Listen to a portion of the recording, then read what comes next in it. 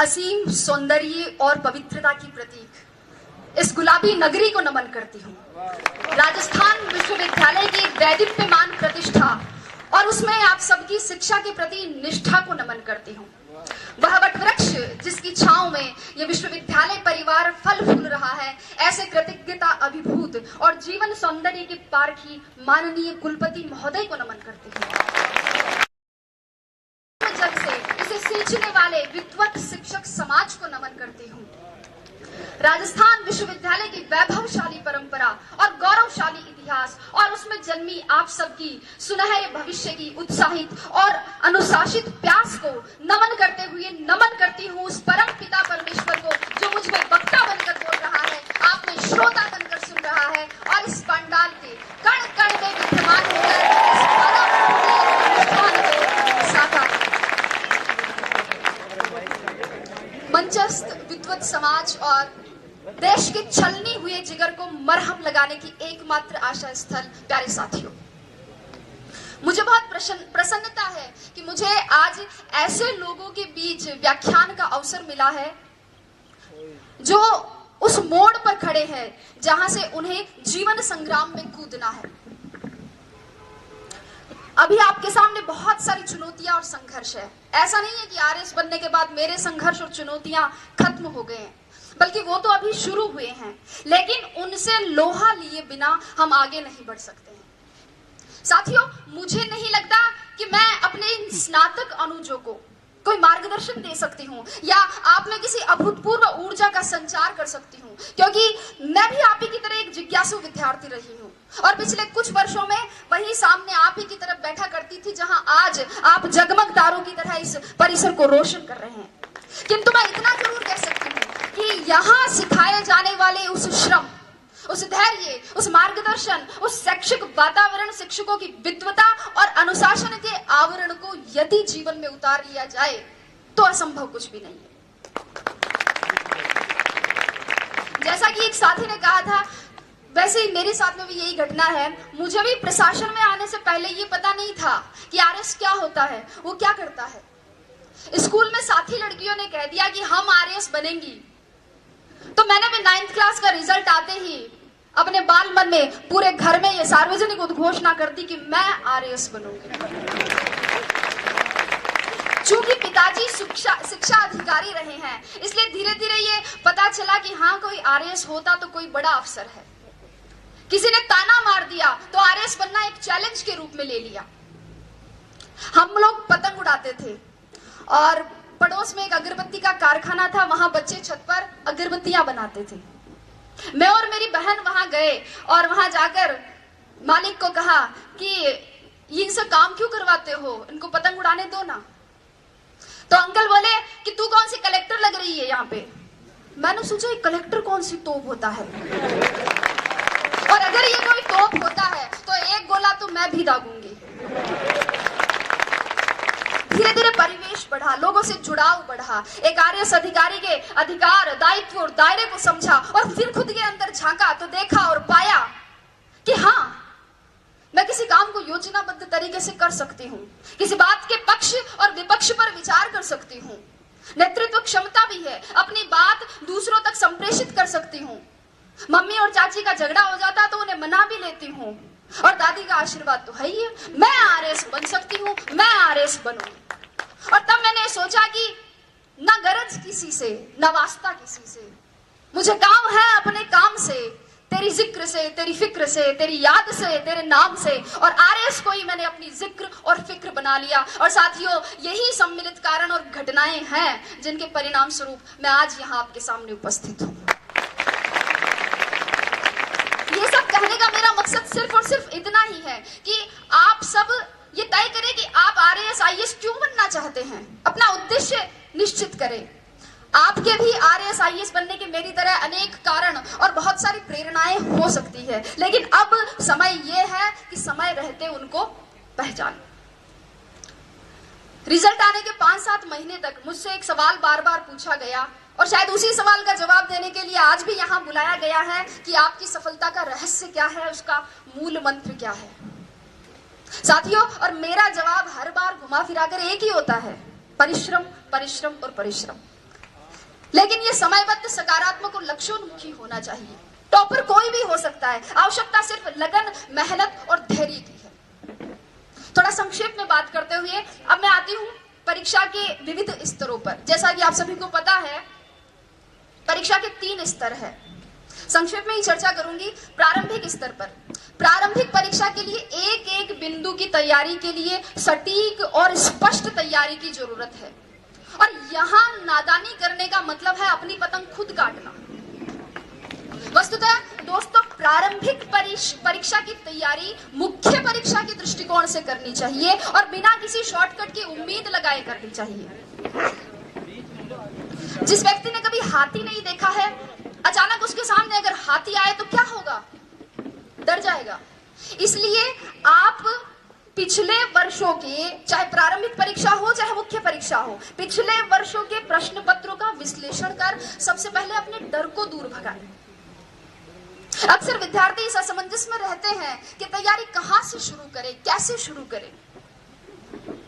मेरे हिसाब से 9वीं 10वीं की मानक पाठ्य पुस्तकों जैसे एनसीईआरटी बुक्स, इनसे सबसे पहले अपना आधार मजबूत बनाएं और फिर इसके साथ ही किसी एक राष्ट्रीय और राज्य स्तर के समाचार पत्र या और किसी एक मासिक पत्रिका का नियमित अध्ययन करें। जो बिंदु समझ में नहीं आए उन्हें याद करने के लिए नोट्स बना लें और परीक्षा से पूर्व उनका अधिकाधिक रिवीजन करें। ये थी प्रारंभिक परीक्षा। मुख्य परीक्षा की बात करें। मुख्य परीक्षा वास्तव में इस परीक्षा का निर्णायक चरण है, जिसका इस परीक्षा में 88% योगदान है।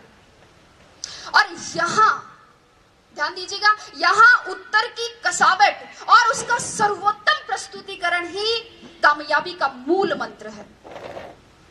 मुख्य परीक्षा से पहले इन प्रश्नों पर विचार करें कि परीक्षा का पाठ्यक्रम किस प्रकार का है, पैटर्न किस तरीके का है, सवाल पूछे जाने का ट्रेंड क्या रहा है, मानक पाठ्य सामग्री कहां से और कैसे मिलेगी, उत्तर लेखन के लिए रणनीति और समय प्रबंधन कैसे करना है, पूर्व में सफल रहे अभ्यर्थियों की क्या रणनीति रही है, कितनी मेहनत जरूरी है, कितनी मूवीज और पार्टियों में नहीं जाना है, कितनी गप्पे एग्जाम के बाद के लिए छोड़नी है, व्हाट्सएप को मोबाइल में कब तक अनइंस्टॉल रखना है।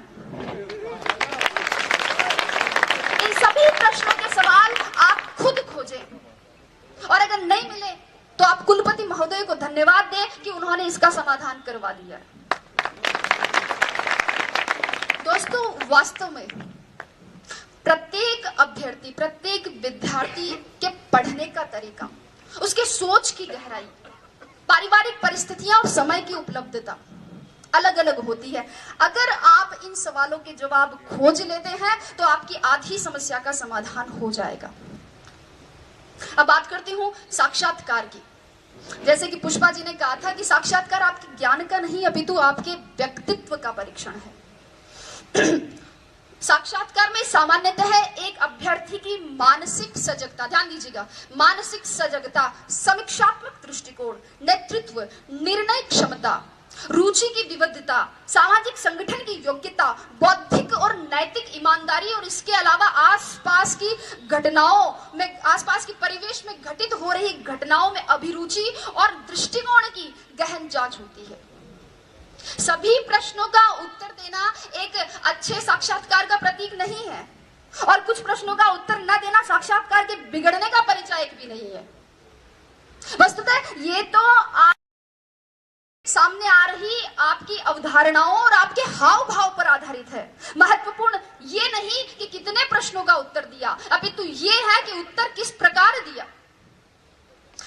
अक्सर विद्यार्थी मुझसे पूछते हैं कि मैडम साक्षात्कार के लिए कक्ष में जाने से पूर्व क्या करें, दरवाजा खोल के अनुमति कैसे मांगे, हिंदी में मांगे या अंग्रेजी में मांगे, कुर्सी पर उनके कहने पर बैठे कि खुद बैठ जाए, बैठते वक्त हाथ टेबल पर रखे, पांव पर रखे, सिर पर रखे, कहाँ रखे। लड़के पूछते हैं कि मैडम टाई लगाए, टाई के साथ कोट भी पहने, क्या शेविंग करे या नहीं करे। और लड़कियां भी पूछती है कि साड़ी पहने, सूट पहने तो मैचिंग का ब्लाउज पहने, क्या मैचिंग की nail polish, sandal, earrings, purse, bangles, blah blah blah. लेकिन अगर चर्चा करें तो ये एक ऐसा विषय है जिस पर पूरा दिन खर्च किया जा सकता है। लेकिन अगर मेरी माने, संक्षेप में मेरी माने, तो आप तो बस अगर लगता है कि आपकी तैयारी अच्छी है, आपकी विषय पर पकड़ है, आपने जो अपने हिसाब से कपड़े पहने हैं उनमें आप सुविधाजनक महसूस कर रहे हैं और उनसे आपके शरीर का आत्मविश्वास झलक रहा है, अगर आपको लगे कि आपने अपने माता पिता का आशीर्वाद ले लिया है, ईश्वर में आपकी आस्था है और दादी और नानी ने कह दिया कि जा बेटा कलेक्टर बन के ही आई, तो आप तो बस दरवाजा खोलिए और मुस्कुराते हुए अंदर घुस जाइए।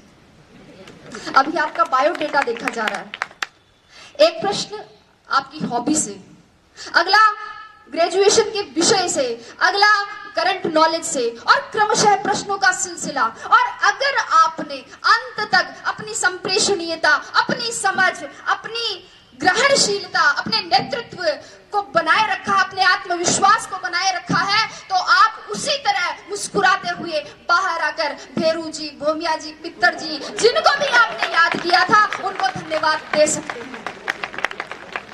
और अगर कोई साथी चाहे तो खोड़े के हनुमान जी में सवामणि की तैयारी भी कर सकता है, क्योंकि मैं एक गारंटी देती हूँ कि जीत आपकी है। शर्त इतनी है कि सवामणि का निमंत्रण मुझे मिलना चाहिए। तो ये तो बात हुई परीक्षा के विविध स्तरों की। अब मैं परीक्षा में सफलता की क्या प्रक्रिया है उस पर और उस समय क्या ध्यान रखी जाने वाली और सावधानियां बरतने वाली बातें हैं, उन पर चर्चा करूं बहुत संक्षेप में।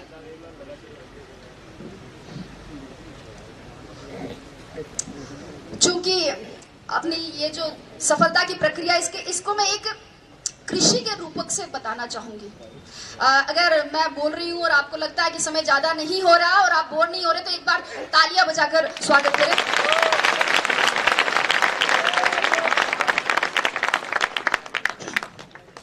तो कृषि के रूपक से समझाना चाहूंगी, क्योंकि अब राजस्व विभाग से जुड़ गई हूं, तो कृषि, बीज, फसल, पटवारी, गिरदावर, इनसे दिन भर सामना होता रहता है, तो उदाहरण भी वैसे ही देने लग गई हूं। दोस्तों, किसी भी बीज के अंकुरण, उसकी वृद्धि, स्थायित्व, फल फूल सहित पूरा वृक्ष बनने में ही सफलता की प्रक्रिया निहित है।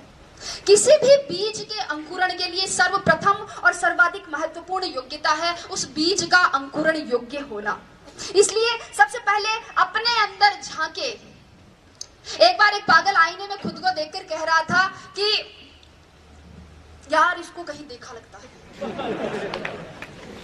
बहुत देर टेंशन में सोचने के बाद वो बोला, धत्तेरी की, अरे ये तो वही है जो उस दिन मेरे साथ बाल कटवा रहा था। तो ये तो खैर पागल था, लेकिन हम जैसे पढ़े लिखे और स्वस्थ चित्त व्यक्ति भी खुद को नहीं पहचानते हैं, अपने भीतर नहीं झांक पाते हैं।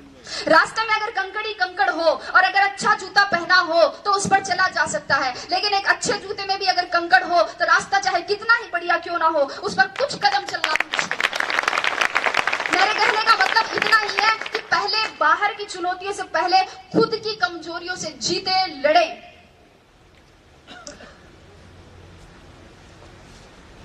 बीज के अंकुरण के बाद अंकुरण के लिए आवश्यकता होती है उपजाऊ भूमि की, और मुझे नहीं लगता कि प्रतियोगिता के दौर में उपजाऊपन के मामले में राजस्थान विश्वविद्यालय का कोई सानी होगा।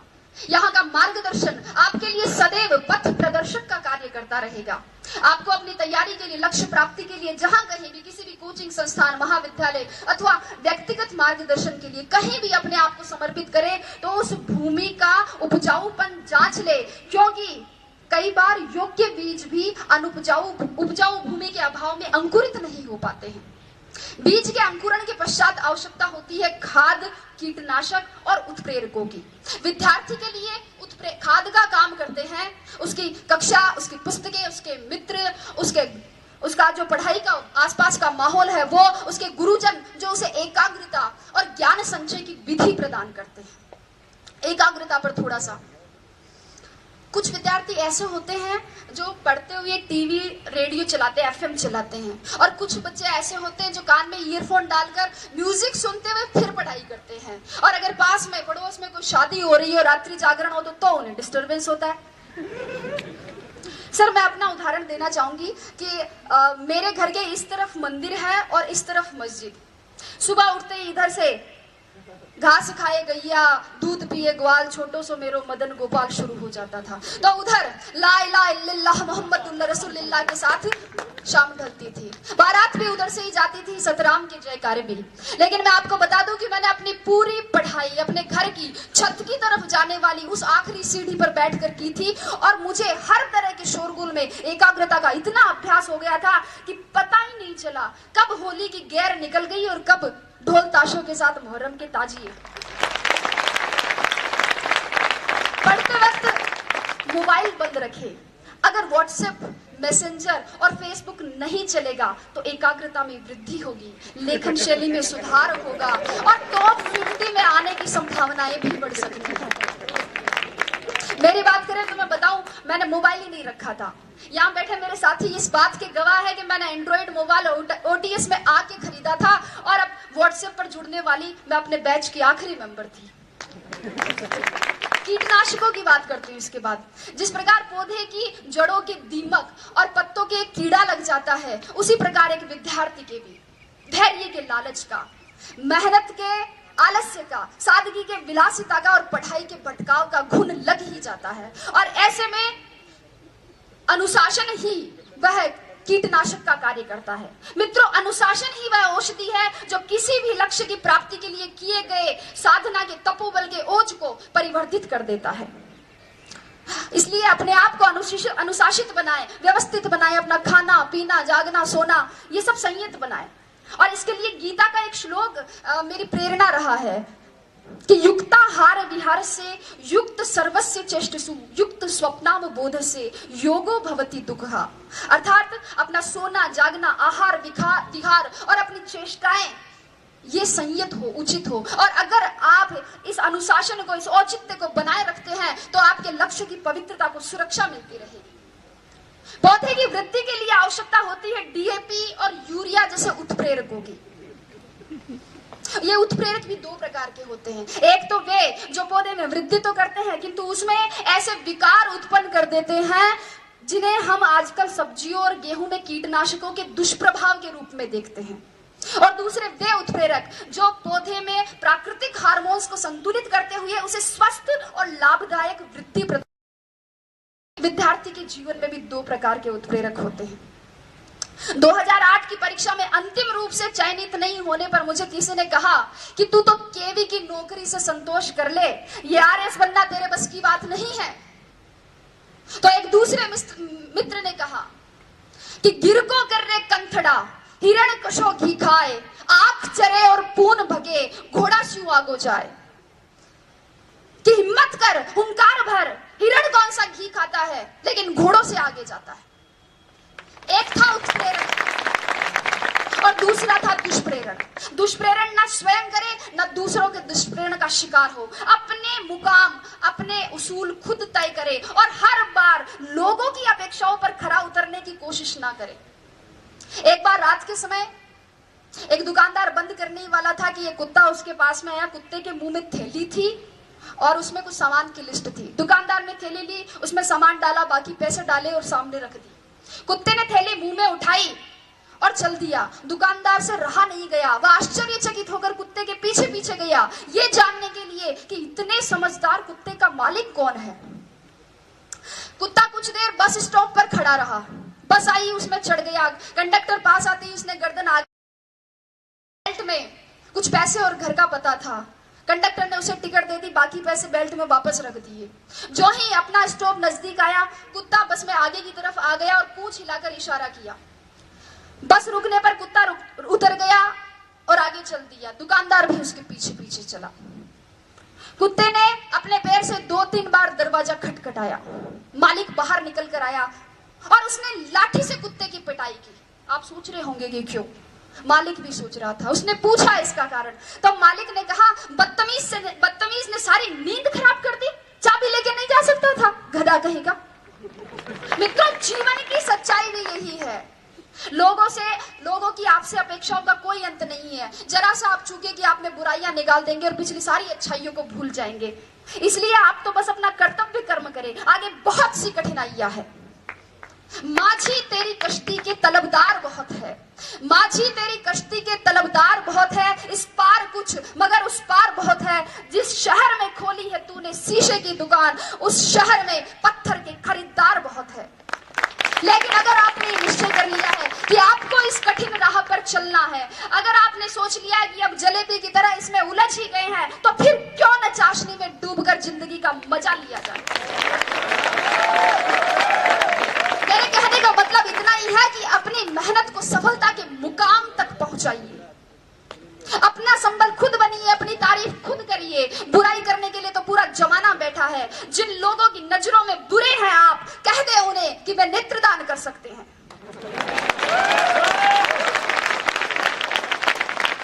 अपने आसपास के परिवेश में केवल उन्हीं तत्वों को प्रविष्ट होने की अनुमति दे जो सकारात्मक हो, विचारात्मक हो, बोधात्मक हो, सही दिशा देने वाले हो। अन्यथा आपके मस्तिष्क में क्रोध, ईर्ष्या और द्वेष के रासायनिक दुष्प्रभाव दिखने लगेंगे, जो आपकी सोने की थाली में पीतल की मेख जैसे अशोभनीय लगेंगे।